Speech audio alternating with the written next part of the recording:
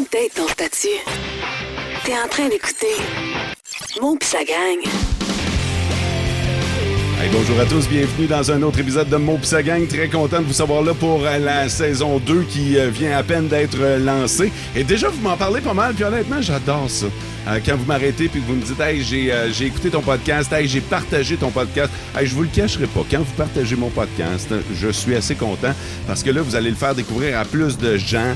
Il y a plus de monde qui vont s'abonner. On va avoir plus de réactions, de commentaires. Et tout ça amène une roue qui tourne et qui fait en sorte qu'il y a plus de gens qui vont le découvrir. C'est présenté par le groupe Poirier de Val-d'Or. Vous êtes à la recherche d'un nouveau véhicule juste avant l'hiver. Vous voulez être certain de ne pas rester poigné dans le banc de neige cet hiver. Allez sur le poirieroccasion.com pour un véhicule d'occasion ou encore allez voir ma belle gang. Je suis porte-parole, je peux le dire, du groupe Poirier de Val-d'Or et d'Amos. Aujourd'hui, c'est un podcast qui risque d'être... j'ai l'impression, je ne sais pas comment que ça va se passer cette histoire-là, mais j'ai bien hâte de voir. L'invité, c'est Annick Veillette qui vient nous jaser d'une cause qui lui tient à cœur, d'un événement qui lui tient à cœur, mais c'est sûr qu'on va parler de son histoire. Je vais commencer par lui dire bonjour. Salut Annick. Salut. Comment tu vas? Ça va très bien. Ça, c'est une question qui est pas banale. Toi, t'as été bien malade. Ouais. Toi, t'as été le fameux cancer. Toi, t'es passé par là. On va rentrer dans le paf du sujet. Là. Parfait. Es-tu rendu à l'aise d'en parler? Oui, tout à fait. Ouais? Y a-tu eu un bout où t'étais pas à l'aise? Non, jamais. Dès le début, j'en ai parlé ouvertement. Cancer du sein. Oui, cancer du sein. Quel âge? 40 ans. À 40 ans? À 40 ans. Bon 40e. Oui, Hein? J'ai fêté 100 gras. Ah, si. T'en ris aujourd'hui, mais c'est comment quand tu l'apprends? C'est sûr que c'est vraiment moins drôle. C'est un choc parce que, comme je dis toujours, tout le monde connaît le cancer. Tout le monde sait qu'il peut avoir le cancer. Ouais. Mais on pense jamais que ça va nous arriver à nous. On connaît des gens qui ont eu le cancer, on connaît des gens qui connaissent des gens qui ont eu le cancer, mais dans notre tête, on se dit « Ah, ça se peut, mais... » Toi, t'es une fille en forme. Oui. Tu t'entraînes, Oui. tu bouges. Dans ce temps-là, as-tu l'impression que t'es un peu plus invincible? Oui. Surtout à 40 ans. Tu sais, c'est quand même pas commun. Puis tu te dis, mais comment ça arrive à moi? C'est pas juste. T'as-tu trouvé la réponse à cette question-là? J'ai posé la question à mes médecins et la réponse, c'est te piger le mauvais numéro. Il n'y avait pas d'autre chose à dire que ça.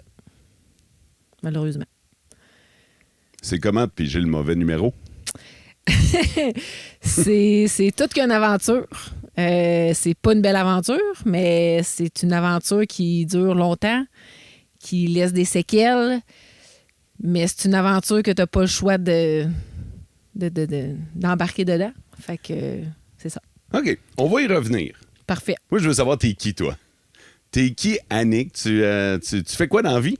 Je travaille pour Agnico Eagle. Hey, c'est vrai, puis toi, tu recommences là. Demain matin. OK, on est une semaine avant. Là, le podcast va être diffusé la semaine prochaine. OK, fait que au moment où les gens vont écouter ça, tu viens de recommencer depuis une semaine. Oui. OK. Tu fais quoi chez Agnico? Je travaille en relations communautaires et entente autochtone. OK. Oui. Ça fait longtemps que tu es pour la business? Ça fait 17 ans, en fait, au mois de septembre. Non, ouais. Oui. OK, toi, t'as creusé la mine, là. Quasiment. Oui, j'ai commencé au tout début, je travaillais pour les mines au Nunavut. Ouais. Puis là, c'est un retour là, dès demain. En fait, je reviens dans un rôle similaire, mais pour nos opérations au Québec. OK, fait que là, ton day-to-day, ça ressemble à quoi? Au travail c'est quoi ton au travail? Là, on va parler de ta job pour commencer. C'est du 8 à 4 au bureau, mais rencontrer différents groupes, différents partis, travailler avec les divisions du Québec, les opérations. Donc, très plaisant. OK. Tu as été arrêté combien de temps? 2 ans. Ouais. Ah ouais? Ouais. C'est quoi pour toi 2 ans sans travailler? Probablement, c'était pas 2 ans de vacances. Il y en a qui disaient, tes vacances, ils finissent. Ça n'a pas été des vacances. Calvaire, non. Non. Hey, je serais gêné de te dire ça. Je m'excuse. Mais je m'excuse, c'est ça, mais il y en a qui le disent. Je serais gêné de te dire ça. Oui. Vacances. Des vacances, oui. Non, ça a été 2 ans. Ça a quand même passé vite, je dirais, malgré tout. Mais c'était nécessaire dans les circonstances. Mais là, je suis bien contente de revenir à la vie plus normale, si on veut. Comment tu vois ta journée de demain? J'ai tellement hâte. C'est sûr que je vais être la personne sur la Terre demain qui va être la plus contente d'aller travailler. C'est sûr. C'est sûr. C'est sûr. Toi, ça va être un mercredi. Ah, le plus beau mercredi. C'est pas compliqué. Le plus beau mercredi. Physiquement, c'est où que tu travailles? Je travaille au bureau de l'aéroport. OK. À Nico, ils ont des bureaux OK. là. Ouais. Parfait. OK. Bon. Dans la vie, là, t'es rendu à quel âge? 42 ans. 42 ans. OK, Ouais. parfait. Es-tu une fille d'ici, toi? Oui. Oui? Oui. Fille de la région? Oui, fille de la région. Qui a grandi ici, born and raised? Oui. Polyvalente? Polyvalente Le Carrefour, Cégep de Val-d'Or, ensuite université dans la région de Montréal.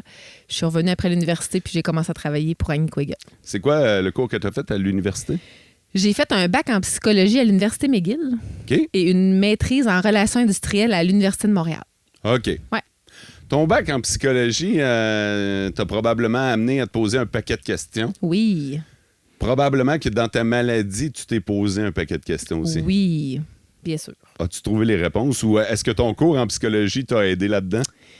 Est-ce que mon cours m'a aidé? C'est dur à dire. Peut-être pas concrètement, mais peut-être que inconsciemment un peu. Il m'a peut-être aidé dans le sens que le cours que j'ai fait, c'était très axé quand même sur le côté biologique si on veut, du corps et des maladies. Fait que j'ai tout le temps eu cette curiosité-là à savoir, OK, mais pourquoi que ça arrive, puis qu'est-ce que ça fait? Fait que je pense que ça m'a aidé quand j'ai eu mon diagnostic, à aller creuser puis à aller me renseigner. Tu sais, j'ai fait vraiment beaucoup de recherches. Je voulais tout comprendre. Fait que peut-être ça m'a aidé dans ce sens-là. Tu fais des recherches aussi sur les traitements. Oui, Ouais. tout à fait. Moi, j'étais prête. Avant de rencontrer l'oncologue, je connaissais quasiment déjà tous les traitements, les options. Pourquoi c'est pas lui que j'ai, pourquoi c'est lui. Tu sais, il est resté bête. Là. Il a dit, OK, t'es prête? Là? J'ai dit, moi, je suis très prête. C'était quoi les réponses? Parce que visiblement, tu l'as challengé. Oui, je l'ai challengé, mais il y avait les mêmes réponses que j'avais moi aussi, fait que ça a bien été. OK, c'était correct. Tu te sentais donc en confiance. Oui, très en OK, confiance. Parfait. Marié, des enfants? Pas marié, mais en couple En et couple? avec 2 enfants. 2 enfants? Oui. De quel âge? Aujourd'hui, 9 ans et 10 ans, 2 petits garçons. Comment ils ont vécu ça, que leur maman soit malade comme ça? J'essaie de me mettre dans ma tête de 8... Là, il y avait 8 ans et... Il y avait 7 et 8. Ils OK. venaient d'avoir 7 et 8 ans. Est-ce que j'aurais compris à cet âge-là, moi? Ben, Puis ça a été quoi? En fait, je pense que c'est quand même, c'est drôle à dire, mais une bonne âge pour ça, dans le sens que oui, ils comprennent, mais ils comprennent pas tout. Fait que là, ils savent que maman est malade, il se passe quelque chose de gros, mais... Ils savent pas à quel point c'est grave. Non.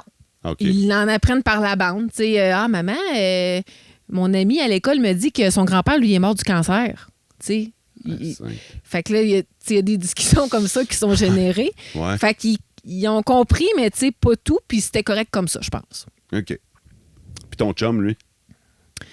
Mon chum, il était top dès le jour 1. Honnêtement, j'ai vraiment été chanceuse. J'ai support, encouragement, positif. Tu sais, quand ça allait moins bien, il me disait non, on va pas là, on reste positif, ça va bien aller. J'ai que des bons mots à lui dire. C'est important d'y dire. Je trouve ça important. Ben oui. J'espère Ben qu'il oui. nous écoute. Puis, il va nous écouter. il va- Il n'aura pas le choix. Sache-le, t'as fait une maudite bonne job. Ouais, puis c'est... une très bonne job. Ouais. Parce que, tu sais, il est probablement qu'à un certain moment, ton chum, il est tombé... et c'est pas péjoratif ce que je vais dire, mais il est tombé à 1 à la maison. Oui. Vous étiez une équipe, puis Ouais. il y avait un joueur qui était blessé. Là. Ouais. Il a pris la balle, si on veut, puis... Ouais. Ouais. Tu te sens-tu impuissante dans ce temps-là? Eh, mon Dieu, oui. Ouais. Il a là. De T'as ne le pas être goût- capable d'aller... tu sais, à la fin des traitements de chimio, j'étais même plus capable d'aller porter mon enfant à son cours de natation puis de l'attendre. J'étais trop fatiguée. C'est pas moi, ça, mettons. Ouais. Moi, j'étais habituée de gauler le soccer, la natation, le hockey, le travail, let's go. Là, c'est oh boy, tu tombes sur un autre beat, là. T'es quel genre de fille, toi? Je veux savoir. Tu sais, tantôt, je t'ai dit, c'est quoi ton day-to-day? Ben là, mettons qu'on parle d'un day-to-day normal dans ta vie, Annick. Là. C'est quoi ta vie? Là? Quel genre de vie tu mènes? Je mène une vie très active. J'aime les sports, j'ai beaucoup d'amis, je vois beaucoup mes amis, ma famille. J'adore les voyages. Je reviens justement d'un beau petit voyage. Je suis curieuse, toujours partante pour des projets. Moi, ça me prend des projets. OK. Ça me prend quelque chose, un petit projet, quelque chose à développer, quelque chose à faire avancer. J'ai toujours été comme ça. Fait OK. que, ouais. OK, parfait. Écoute, maintenant qu'on en sait plus sur toi, on va parler... hey, on va tomber dans le bout de plate, Caroline, mais ça va être ça. Ça va être ça, ce podcast-là. Ça va être un podcast plate. Hein? Ne direz pas que vous l'aurez pas su. Non, mais on va parler de ta maladie. Fait que, comment tu te ramasses à apprendre que... Est-ce qu'il y a un signe qui t'amène à dire « Ah, je vais consulter, c'est une histoire de boss ou un... » Ben, tu sais, en fait, c'est le... Puis là, je vais le dire, là, c'est un gars qui mène l'entrevue. Tu sais, j'ai pas le choix de dire que c'est weird, là, présentement. Là. Je vais poser des questions de gars, OK? Puis je vais peut-être poser des questions malhabiles, tu m'excuseras. Je te pardonne déjà. Mais c'est vraiment dans le but d'en apprendre plus sur la maladie, puis on essaye d'être super transparent. Puis moi, je dis tout le temps qu'il n'y a pas de mauvaises questions. Ça dépend d'avec qui tu vas les poser puis comment tu vas les poser. Aujourd'hui, ils vont peut-être être un peu maladroites, mais je pense que je suis avec le genre de fille à qui je peux justement poser pour en apprendre davantage. Tout à fait. OK. Fait que c'est une bosse? Non. Non, même pas? OK. Non. Et c'est le... Tu vois, première mauvaise question. Mais c'est pas une mauvaise question. En fait, c'est la question la plus fréquente. Puis moi, je le dis souvent, on est mal informé. Tout le monde dit « Ah, t'as senti une bosse? » Même pas. Puis j'en avais 2 tumeurs. Puis je les ai jamais sentis. Fait que c'est pas juste la bosse. Puis moi, je le dis à plein de gens, c'est pas le seul symptôme. Il y a une dizaine de symptômes qui sont signes d'un cancer du sein, mais malheureusement, celui qu'on entend le plus souvent, c'est la bosse. Fait que moi, c'était pas une bosse, c'était une petite rougeur, puis ça me piquait. Dans le fond, ça piquait en dessous de mon sein. Mais là, tu sais, je me dis, bah, j'ai changé mes brassières. Mes brassières, ils me font plus. Coudonc, je suis plus bien dedans.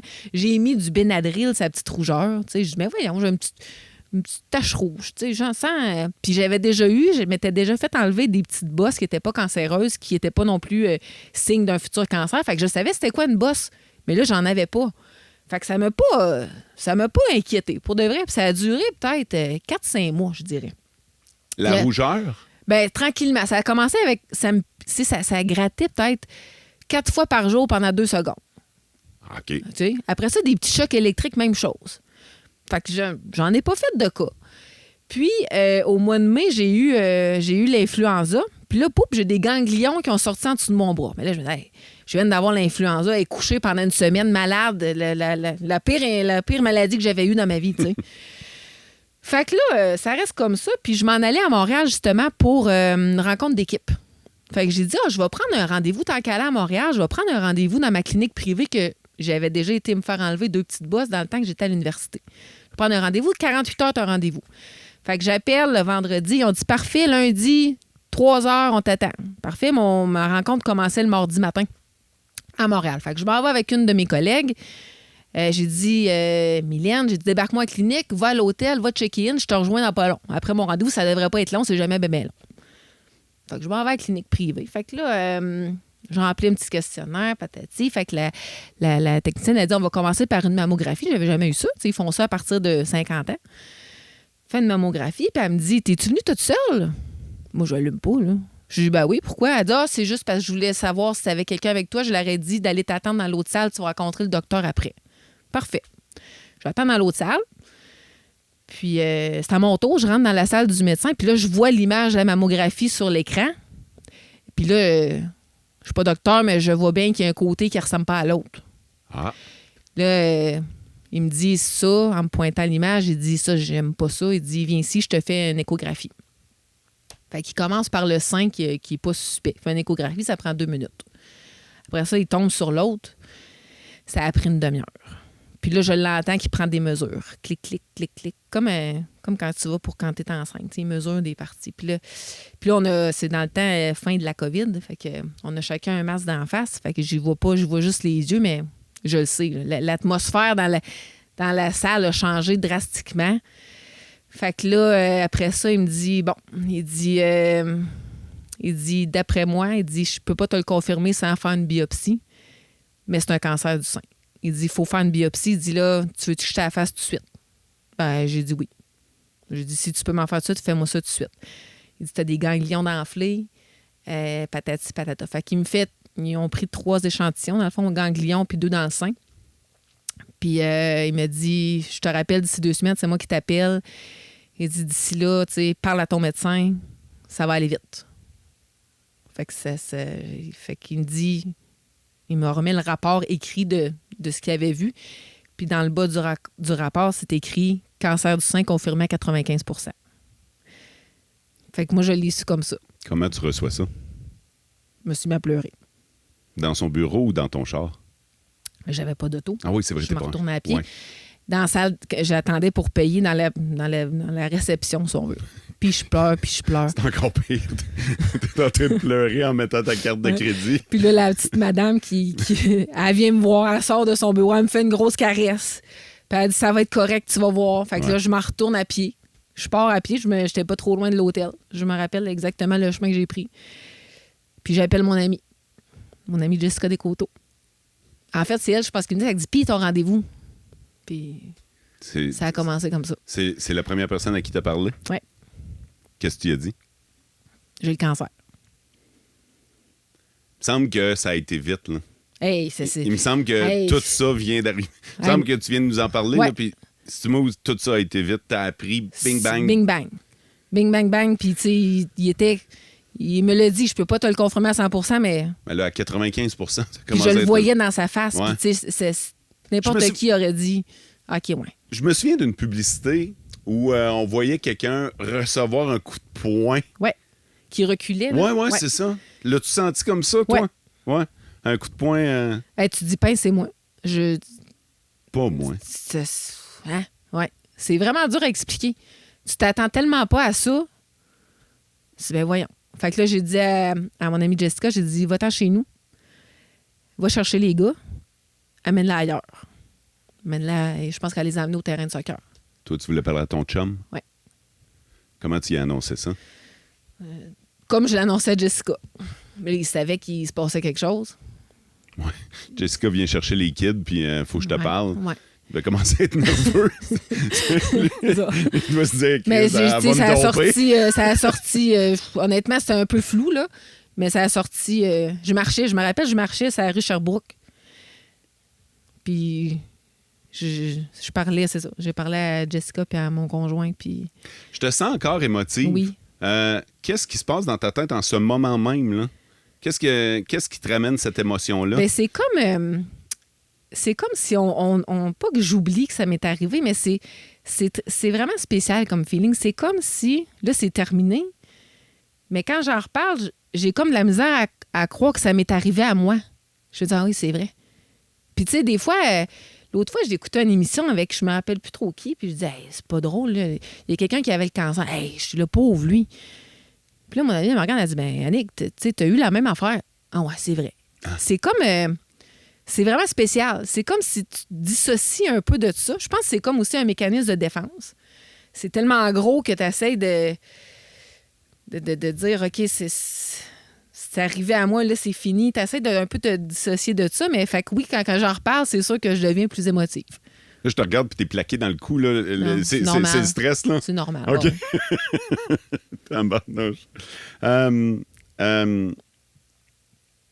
Puis là, t'as dit, c'est fini. C'est-tu fini? T'es-tu guéri? Oui, je suis en rémission. C'est quoi les étapes? En fait, de mon parcours ou du cancer en général? Tu dis, je suis en rémission. De ce que je comprends, t'es pas guéri. Non. C'est ça? OK. Ben moi, mon oncologue me dit, je vais jamais dire que t'es guéri. Et Caroline? Ouais. Comment tu prends ça? Ben, je le savais, que t'es jamais vraiment guéri. Ils peuvent pas te dire, t'es guéri, ça reviendra pas. Ils peuvent pas te dire ça. Parce que ça peut revenir n'importe quand. Okay. C'est qu'un coup, dans ton corps, il n'y a plus de traces de cancer détectable. Tu tombes en rémission.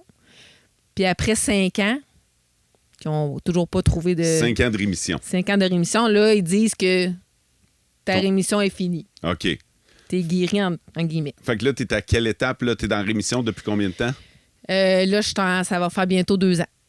Ça se passe bien? Oui, ça se passe très bien. T'as l'air en forme. Ben, top shape. Ouais. Ah oui. As-tu couru cet été? Oui. Ouais? Ouais. J'ai couru cet été. Je suis en pleine forme.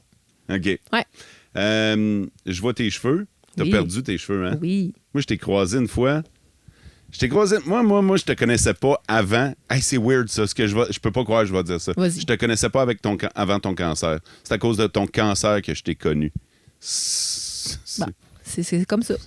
C'est comme C'est ça. bien correct. Mais justement, tu sais, je veux dire, je connais Jessica. Jessica a posté des photos de toi sur les médias sociaux. On a vu, j'ai suivi un peu tes traitements. Puis là, j'étais comme, tabarnouche, OK.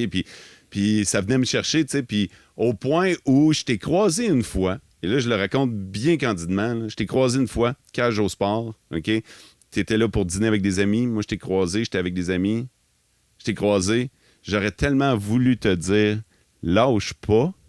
J'étais trop gêné. C'est fou ce que le cancer peut faire. Hein? Oui, ça crée beaucoup de malaise. Ouais. J'aurais vraiment voulu te le dire parce que je te suivais. Puis, tu sais, via les médias, à chaque fois que je voyais une photo, j'étais comme, let's go. T'sais, on se connaît pas, mais je veux dire, tu peux pas ne pas être empathique à une fille qui se bat contre la maladie. Puis là, une fois en avant de toi, j'ai pas été game de te le dire. Ben moi, c'est une des raisons pourquoi je l'ai partagé sur les médias sociaux dès le début. Je voulais éviter le plus possible ce genre de malaise-là, parce que là, je savais que j'allais perdre mes cheveux. Puis on est à Val-d'Or, je veux dire aussi, tout le monde se connaît, là, c'est une petite ville. Ça va se parler, puis là, le monde n'ose pas te dire comment ça va, puis il n'ose pas prendre des nouvelles, puis tout ça. Fait que je me suis dit, moi, c'est pas honteux, je veux dire. Les gens mettent à peu près tout sur les médias sociaux. J'ai dit, je vais être transparente. Puis si ça peut aider des gens, mais tant mieux. Puis, tu sais, ça en a aidé. Ça en a aidé parce que, écoute, t'as-tu l'impression que t'es devenue un peu la porte-parole de la lutte au cancer du sein? Ben, un petit peu. Ouais, mais hein? Ça me dérange pas. C'est fou, c'est l'ampleur que ça a pris, cette histoire-là. Oui. J'ai été porte-parole de la campagne de Noël cette année-là pour la Fondation du Centre hospitalier de Val-d'Or. Fait que ça aussi, ça l'a, tu sais, ça s'est fait voir. Mais il y a beaucoup de femmes qui sont venues me voir. Tu sais, je suis en attente d'un résultat, ou j'ai un cancer, comment ça se passe, ou des filles, hey, ma mère vient d'être diagnostiquée avec un cancer, tu peux tout nous éclairer. Tu es tellement dans le néant quand ça t'arrive, tu es tellement perdu. Puis moi, je me rappelle, quand ça m'est arrivé, j'ai le frère d'un de mes bons amis travaille dans ce domaine-là. Puis, tu sais, j'ai fait appel à lui souvent, puis il m'a tout expliqué. Tu sais, j'ai eu comme un cours 101 privé, puis je pouvais l'appeler à volonté pour qu'il allait m'expliquer les étapes. Si ça marche pas, il y a ça, il y a ça. Tu sais, si on t'explique pas ça là, dans le processus normal, puis ça m'a tellement aidé. J'ai dit souvent, tu as sauvé ma santé mentale. Là. OK. Mettons, tu m'as diminué mon stress de 50 %. Qu'est-ce qu'on te dit pas? Qu'est-ce qu'on te dit pas à l'hôpital, puis que toi, quand on te demande des explications, toi, tu te dis? Ben, tu sais, ils disent les prochaines étapes. Ils disent tout le temps, on va commencer par ça, après ça, on va voir ça va être quoi. Moi, je me suis rendu compte que j'étais quand même assez contrôlante, finalement. Là. Je veux savoir ce qui s'en vient. Puis si ça marche pas, je veux le plan B, puis le plan C, puis le plan D. Fait que, tu sais, ça, ils te l'exposent ça, puis je comprends parce que c'est différent pour tout le monde. Tu sais, ça peut partir de n'importe quel bord. Fait qu'ils vont, tu sais, une étape à la fois, puis quand on sera rendu à l'autre étape, on va te parler de la prochaine étape, mais moi, je voulais savoir. Fait que, tu sais, moi, j'en parle. Puis, tu sais, les effets secondaires, oui, t'en parles, mais il y en a une panoplie, là. Il y en a 100 millions. Bien là, tu sais, ça me dérange pas de les partager avec ceux que je sais qu'ils vont avoir le même médicament que moi. Hey, si ça t'arrive, tu sais, fais ça, tu vas voir, ça l'aide. Fait que c'est comme plus des petits trucs, puis que je me dis, crème, ça va aider. Puis j'ai quand même aidé beaucoup de gens, puis tu sais, je suis contente. Dans le fond. Parlons-en de bord. On va peut-être t'éviter une couple de messages, quoique tu as l'air à être bien open à ce que les gens t'écrivent, mais c'est quoi les questions les plus fréquentes auxquelles tu as répondu? Puis donne-nous les réponses. La majorité des gens, leur grosse inquiétude, c'est la chimio. Oui, avec raison. Ça faisait partie de mes questions. Avec raison. C'est t'entends de la chimio, tu te dis, oh mon Dieu. T'sais, on a encore l'image de la chimio de la personne qui est couchée dans sa salle de bain qui est malade. Là. Ouais. C'est plus ça. Puis, tu sais, moi, ils m'ont dit en oncologie, tu vas pas te rendre là. On veut pas que tu te rendes à être malade. On veut pas que tu vomisses. À ce temps, il y a des médicaments qui t'empêchent de faire ça. Dans le temps, oui. Dans le temps, il n'y avait pas, c'était pas aussi évolué. Maintenant, tes symptômes, tu nous les dis toutes, on va les contrôler le plus possible avec des médicaments. Fait que ça... Ça, c'est rassurant. Ah oui, ça, c'est vraiment rassurant parce que ça, c'est une des plus grosses craintes, une des plus grosses craintes des gens. Là, puis avec raison. Là, moi aussi, c'était... Moi, ma première journée de chimio, je pense que ça a été la journée que j'ai eu le plus peur dans ma vie, ça a été là. De m'asseoir dans la chaise puis de voir ça rentrer dans tes veines. Puis ma première chimio était rouge. Rouge sang. Le liquide? Le liquide est rouge. What? Il l'appelle la Red Devil. Là, tu dois dire c'est du poison qu'on me rentre dans le corps. Ils arrivent, ils viennent te porter ton soluté, ils sont tous dans leur soude, ils sont tous gantés, couvrés, puis tout ça. Puis tu dis, OK, moi, tu vas me mettre ça dans les veines. C'est rouge, puis elle s'appelle la Red Devil parce qu'elle est forte. Mais tu sais. Forte comment? Explique-nous pour... forte. Ouais. Tu sais, parce que dans notre tête, on le sait, là, la chimio, ça te rentre dedans. On a tout entendu, mais es-tu capable de nous imaginer c'est quoi de la chimio? Comment? C'est quoi l'effet que... Ben, en fait, la chimio, le but de la... Tu sais, il y a différents types de chimio, mais la rouge, celle que j'ai eue en premier, ça, c'est pour les cancers avancés. C'est c'est comme il envoie des petits soldats qui frappent tout ce qu'ils voient. Fait que, bon, pas bon, il bon, fesse. pas bon, on fesse. OK. D'où qu'on perd nos cheveux. En fait, il attaque la chimio, ça sert à attaquer les cellules qui se reproduisent vite. Parce qu'un cancer, c'est ça, c'est des cellules qui se mettent à se multiplier très vite. Fait que tout ce qui se multiplie vite, dont les follicules de cheveux, ça va vite, c'est pour ça qu'on perd nos cheveux. Le dedans de l'estomac, c'est pour ça que tu as mal à l'estomac, tu ne files pas bien. Fait que juste une couple d'exemples comme ça.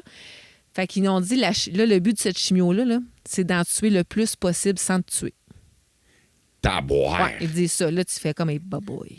Tu vas avoir de l'air de quoi, mais je ressors de là. Tu vas sortir en rampant, bâtard. Ben, c'est ça que tu t'imagines. C'est pas ça. Mais OK. ça l'assomme, là. Mais c'est plus tous les médicaments qu'ils te donnent avant de donner la chimio qui sont forts. Puis, là, ils disent, là, si ça va pas, inquiète-toi pas, on a le chariot de réanimation à côté. Il y en a qui font des chocs anaphylactiques, des réactions allergiques aux médicaments. Fait que ton premier, là... Je comprends que tu as eu peur. Oui. Puis après ça, il y a une infirmière qui m'a dit, là, Annick, il ne faut pas que tu vois ça comme un poison. C'est ton meilleur ami. Là. Puis après ça, je l'ai vu comme ça. Puis, tu sais, la soluté sonnait pour dire qu'il n'y en a plus. Puis je disais, êtes-vous sûr qu'il est tout coulé? Là, j'ai vu toutes les gouttes. Là. T'enquêtes là. Non, tu me les donnes toutes. Ouais. Puis quand tu finis ta chimio, aussi étrange que ça peut paraître, t'es content. Là. Moi, j'ai eu 20 semaines de chimio. Là. 20 semaines, c'est quoi? C'est 20 traitements? J'ai eu 16 traitements en 20 semaines. OK. Ouais. Fait que c'est long, là. Puis, tu sais, la chimio, les effets sont cumulatifs, fait que ça l'empire à chaque fois. OK. Puis à la fin, les 12 derniers, c'était à chaque semaine. Fait que t'as pas le temps de remonter à la côte que, paf, t'en as un autre. OK. Fait que, tu sais... C'est là que t'avais plus de jus, là? Ah, plus de jus. OK. Plus de jus. Mais, tu sais, j'ai pas été malade. T'sais, pour de vrai, j'ai vraiment été chanceuse. Là. Ça a super bien été, mettons. Je peux pas me plaindre.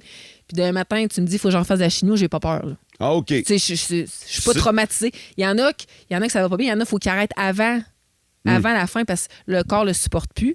C'est sûr que je suis jeune en forme, ça l'aide. Quelqu'un qui est plus vieux, qui a d'autres maladies, des comorbidités, tu pars avec une prise. Ouais. Fait que, tu sais, ça, je dis, c'est important d'être en santé pour être en santé, mais aussi, si t'arrive quelque chose, ça va être plus facile, là. Fait que c'est ça. Fait que la chimio, c'est fort. On va parler d'un autre symptôme dont tout le monde parle, la perte de cheveux. Oui. Tu sais, j'imagine que c'est pas pendant la chimio que ça commence à tomber, mais à un moment donné, Oui. ils doivent tomber. Oui. Moi, ça allait tomber la journée de ma deuxième chimio. Comment ça se passe? Ben, On dirait que dans ma tête, c'est tu te réveilles puis il y a des cheveux sur ton oreiller. oui. Ah, c'est ça? Puis tu te brosses les cheveux, puis ça tombe en gros moton. C'est pas un cheveu à la fois, là, ça tombe en plein de cheveux en même temps. Puis, mais tu sais, je savais que ça allait arriver, il me l'avait dit, tu vas perdre tes cheveux. Puis honnêtement, puis tout le monde réagit différemment à la perte des cheveux, là. Moi, c'était pas grave. Là. Moi, j'étais en train de mourir, là. Fait que quand même bien que je perds mes cheveux, ça va repousser des cheveux. Puis si ça repousse pas, ben ça repoussera pas.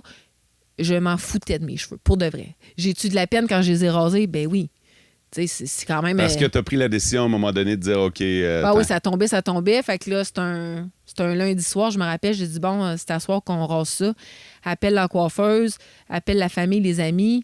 Mon père, mon beau-père, mon chum, mon frère, mon beau-frère, mon fils se sont rasés tout avant moi, puis moi, j'étais la dernière. Dans le garage chez nous, après ça, on a collé du Saint-Hubert, on a soupé, c'était fait. Vous avez viré ça en party de soutien. Oui, un shaving party que ça s'appelle. Ouais? Ouais. OK. Ouais. C'est bien hot. Ouais. Je t'ai vu, pas de cheveux. Ça t'allait bien. Merci. Ouais, t'avais pas une tête... t'as une tête à... Tu sais, là, t'es super belle avec tes cheveux, mais je veux dire, ça t'allait... Il y en a pour qui ça va mieux. Toi, ça t'allait super bien. Oui. Fait que, puis ça m'a jamais dérangé. Puis je m'en ai comme rendu compte après que c'est assez rare que tu vois du monde pas de cheveux. Puis tu sais, il y en a du monde en chimio, là. Ouais. Juste à Val-d'Or, là. Il y en a beaucoup plus qu'on pense. C'est pas toutes les chimios qui font perdre les cheveux. Mm-hmm. Mais la majorité des gens se promènent pas de cheveux. OK. Puis moi, ça m'a jamais... J'avais jamais réalisé. C'est après, les infirmières m'ont dit, tu te rends compte que t'étais quasiment la seule en chimio qui avait, tu sais, qui mettait pas de petit bonnet ou pas de perruque. Ouais. Je dis, ouais, c'est vrai, hein? J'étais toute seule qui avait pas de cheveux. Mais ça me dérangeait pas. C'était l'été. Je voulais pas... J'étais allée essayer des perruques avec ma mère. Hey, on dirait que je me déguisais pour l'Halloween. Je dis non, moi, ça marchait pas pour moi. Il y en a que ça leur va, il y en a que... C'est vraiment un choix personnel, mais ça m'a pas...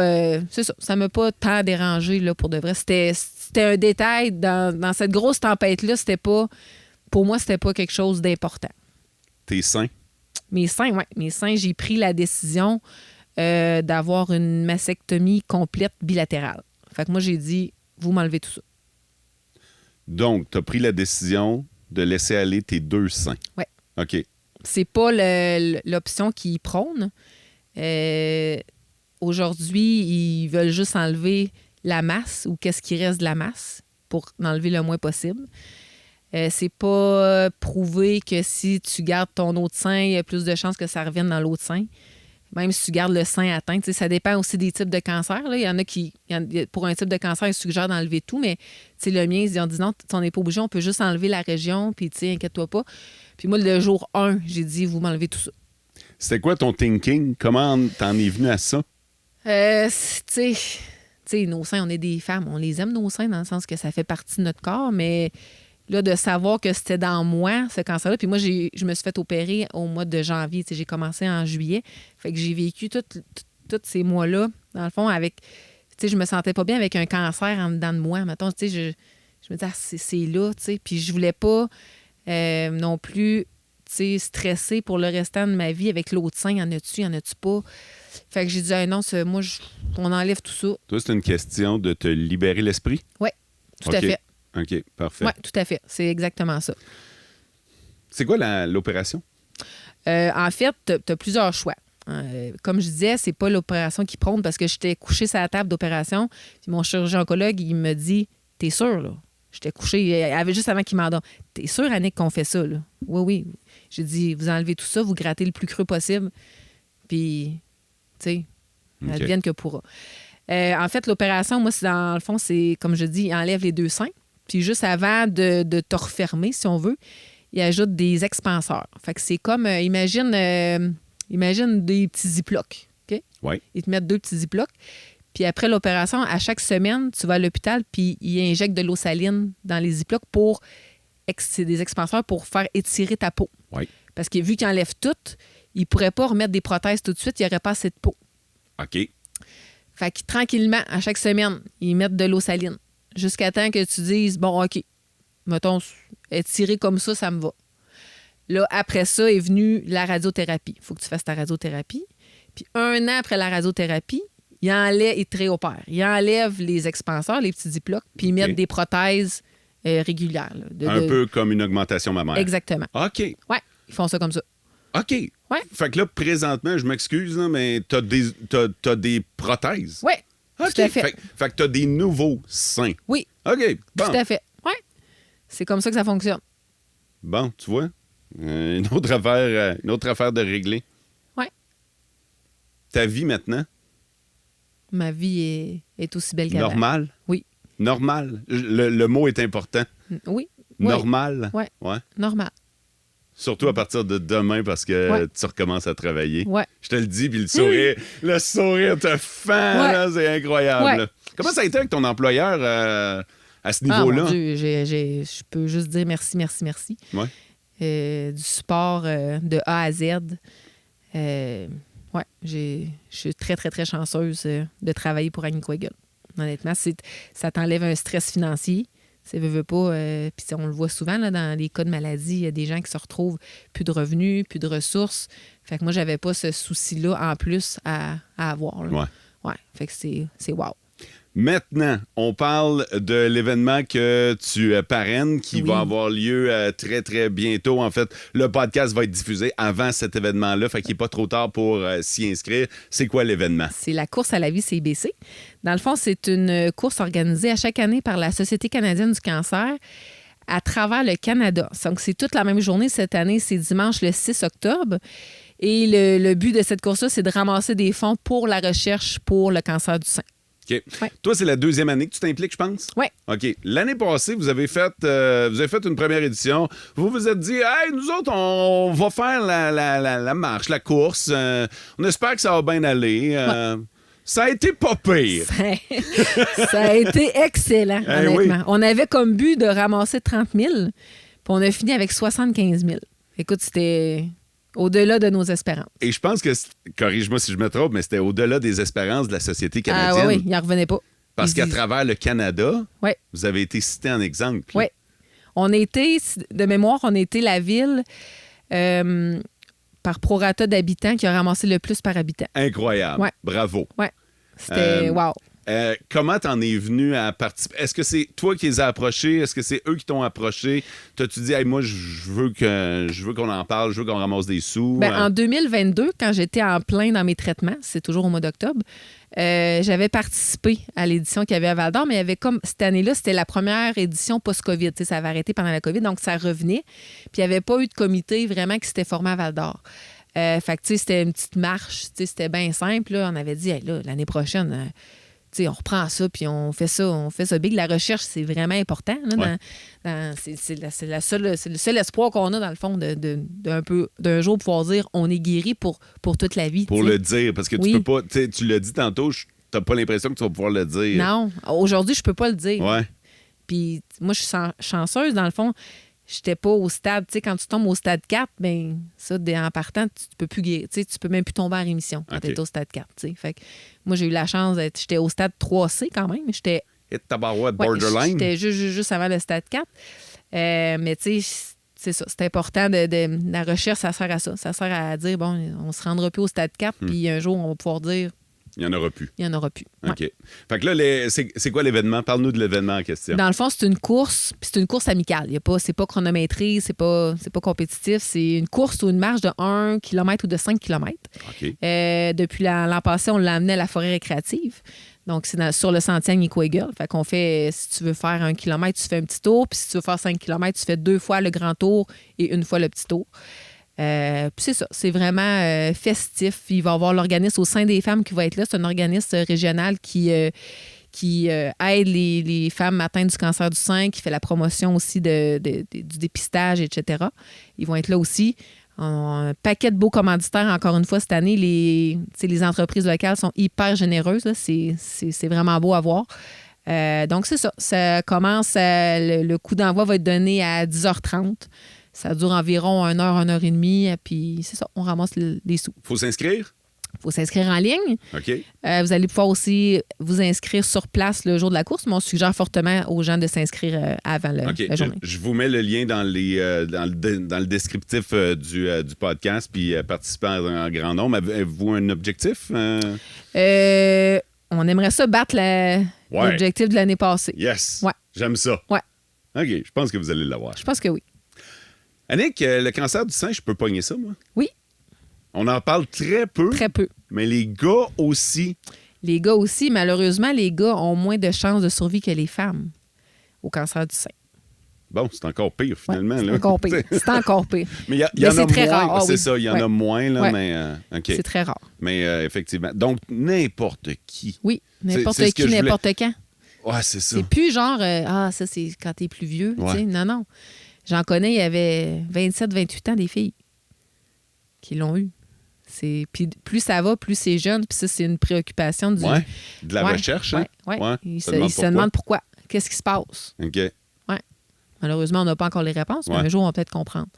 Mais ouais, fait que sinon, c'est vraiment, ça peut toucher tout le monde. Annick, qu'est-ce que tu veux dire aux gens qui nous écoutent présentement? Soit qu'ils l'ont, soit qu'ils l'ont pas, soit qu'ils vivent avec quelqu'un qui l'a ou... Je dirais peut-être à toutes les femmes et les hommes aussi, si vous avez un moindre doute. Ah, puis c'est pas juste la bosse, là. Non, c'est pas juste la bosse. Si vous avez le moindre doute, allez vous faire checker. Puis je sais que le système de santé est embourbé, c'est là, on va au rendez-vous, mais insistez. Comment ça marche? Mettons que quelqu'un veut se faire checker, comment ça marche? Je sais que toi, tu es allé au privé, là, Ouais. mais ça marche comment pour les autres, là? Ben, tu prends un rendez-vous avec ton médecin Ton de famille. Si tu n'as pas de médecin de famille, honnêtement, je dirais l'urgence, mais je veux pas. Je veux pas Non. que l'urgence m'en veuille. Ouais. C'est juste. Appelez peut-être le 811. Info santé. Ouais. Ils vont vous référer. Ouais, ils vont vous référer, ils vont vous enligner, ils vont... Puis, tu sais... Puis, je sais ça, écoutez votre petite voix si vous sentez qu'il y a quelque chose qui va pas. T'sais, attendez pas, puis repoussez pas. Puis des fois, on se dit, non, on vit un peu dans le déni ou on veut pas trop le savoir, mais plus vite c'est pris. Tu sais, parce que toi, mettons, t'as attendu, hein, oui. Tu nous l'as dit. Est-ce que la ride aurait été moins rough, moins longue si... Ah oui? Elle aurait peut-être été un petit peu moins longue, mais tu sais, ça aurait été moins avancé. Puis plus que ton cancer est avancé, moins les chances de guérison sont bonnes et plus que les chances de récidive sont élevées. Fait que toi, à 4C, 3C, ouais. Toi, il était temps. Moi, il était très temps. Okay. Ouais. Fait que, c'est sûr. Non, ça pressait. Puis le plus vite qu'il est dépisté, le mieux qu'on répond au traitement. Puis comme je dis, on a plus de chances de s'en sortir. Annick, j'ai le goût de casser le beat un peu, de casser l'atmosphère. Oui, tu vas être d'accord. Ouais, hein? Oui. Je t'offre de parler de ce que tu veux, OK? Je t'offre une espèce de carte blanche. Y a-tu une question que je t'ai pas posée? Ou y a-tu une autre cause qui te tient à cœur ou un sujet dont tu aimerais jaser? C'est vraiment toi, là, on va finir là-dessus. C'est vraiment toi qui va nous inspirer sur la fin de cette jasette-là dans ce balado. Une question que tu ne m'as pas posée. Attends un petit peu. Des fois, il y a peut-être des questions que il faut absolument que je te pose, puis ça se peut que je ne l'ai pas posée. Puis je l'ai dit d'entrée de jeu. Moi, je suis un gars qui parle à une femme qui a eu le cancer du sein. Il y a peut-être des questions que je t'ai pas posées, peut-être des questions que des filles auraient posées. Puis ça peut être dans un tout autre domaine aussi. Hey, tu m'en poses une bonne, là. Oui, je sais. C'est tout le temps ma meilleure question. Ouais, tu m'avais pas préparé à ça, là. OK. Un petit peu, là. Je vais y penser. Pense-y. Je peux pas y penser trop longtemps, par exemple. Hein? Peut-être... Tu sais, je me suis fait souvent poser la question, tu sais, c'est quoi qu'il faut dire, mettons? Tu sais, les gens, comme je disais, ça crée un malaise, hein? Qu'est-ce que j'aurais dû te dire quand je t'ai croisé à Cage au Sport? Mais je pense qu'il n'y a pas de... Honnêtement, il n'y a pas de bonne ou mauvaise réponse, mais de pas avoir... de pas être mal à l'aise. Moi, j'étais mal à l'aise. Oui, mais tu sais, t'étais mal à l'aise de quoi, dans le fond? Je sais pas. Ben c'est ça. Tu sais, dans le fond, c'est comme un faux malaise que les gens ont. Mais c'est parce que je savais pas quoi dire. Ben c'est ça. Puis pourtant, j'aurais juste dû te dire « Hey, Annick, lâche pas. » Ben oui, parce que, tu sais, il y en a, ils n'osent pas dire comment ça va, parce que, tu sais... Non, ouais. Mais, tu sais, moi, ça m'est arrivé, je venais de me raser les cheveux, fait que là, tu sais, c'était évident. J'étais au golf, dans la toilette des femmes. Je me lavais les mains. Puis il y a 2 madames qui ont sorti des toilettes puis qui m'ont juste dit « Hey, lâche pas. » Je les connais pas, là, je sais pas c'est qui ou je m'en encore aujourd'hui, mais ils m'ont comme donné une petite tape dans le dos puis ils ont dit « Hey, let's go, fille, lâche pas. » Fait que je pense que ça, c'est... Ça a fait du bien. Ouais, c'est un beau petit quelque chose à dire si, tu sais, tu veux pas dire « Puis, comment ça va? » Parce que clairement, ça va pas bien. Ouais. C'est comme un beau petit passe-partout, mettons, pour éviter le malaise. J'aime ça. Ouais. Même si ça va mieux, même si tu es en rémission, Annick Veillette, lâche pas. Merci. Merci d'avoir accepté l'invitation. Et merci à toi. On invite les gens à participer à la course à la vie. Ça s'en vient là, au moment où vous écoutez ça. Là, c'est dimanche. Là, fait que, inscrivez-vous, participez, allez courir, donnez généreusement. Vous le voyez, Annick est encore là pour nous en parler. Puis c'est à cause qu'on a fait un bout de chemin, mais le bout de chemin, il n'est pas fini. Oui, c'est grâce à la recherche parce que moi, mon type de cancer, il y a 20 ans, je ne serais pas ici aujourd'hui pour vous en parler. Boum. Ça me prenait un médicament très particulier, puis il est inventé à cause de la recherche. Mais là, 20 ans, les femmes qui avaient mon type de cancer, ils s'en sortaient pas. Ils n'avaient aucune chance de s'en sortir. Donc, c'est vraiment, vraiment important. Puis moi, je crois que la journée qu'on va trouver un remède pour un type de cancer, ça va débouler pour les autres cancers. T'sais, les autres cancers sont aussi importants. Hein? C'est aussi grave, puis c'est aussi triste. Mais ça passe vraiment par la recherche. Annick, merci encore de t'être prêtée au jeu. Merci à toi. D'être venue à mon micro. Là, je vais vous donner une mission. Ce podcast-là, je pense que vous devriez le partager. Vous pouvez le partager à quelqu'un qui est malade. Vous pouvez le partager dans votre entourage. Il y a eu... on a parlé de prévention, Colin. Fait que ça n'a pas besoin d'être quelqu'un qui est malade nécessairement. De ne pas attendre. Mais Colin, on vient d'avoir un Moses de beaux messages. Annick, merci pour ça. Partagez le podcast. Laissez des commentaires. Puis... vivez heureux.